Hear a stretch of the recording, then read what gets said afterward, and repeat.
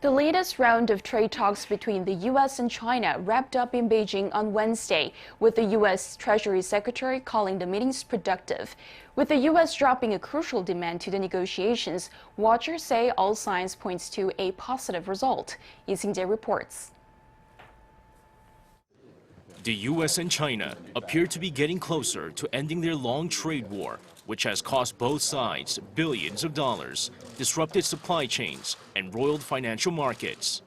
U.S. Treasury Secretary Steven Mnuchin, after concluding Wednesday's round of talks in Beijing, took to Twitter to call the meetings productive. The two countries will continue their high-level trade talks next week in Washington. Both Washington and Beijing have noted progress on issues which include intellectual property and forced technology transfer to help end the conflict that has been marked by tit-for-tat tariffs. Despite the White House ramping up pressure to reach a deal, even warning that the U.S. is prepared to walk away from the negotiations, the Financial Times reports that President Trump has dropped a central demand that China halt alleged instances of commercial cyber theft.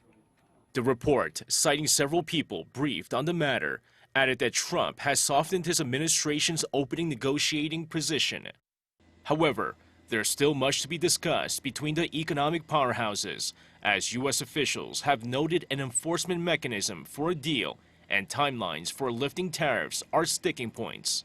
China has also acknowledged that it views the enforcement mechanism as crucial, but says it must work both ways and cannot only put restraints on Beijing. Watchers say the two sides are expected to reach a deal in mid-May, possibly setting up a summit between the leaders of the two countries. Lee Sing-jae, Arirang News.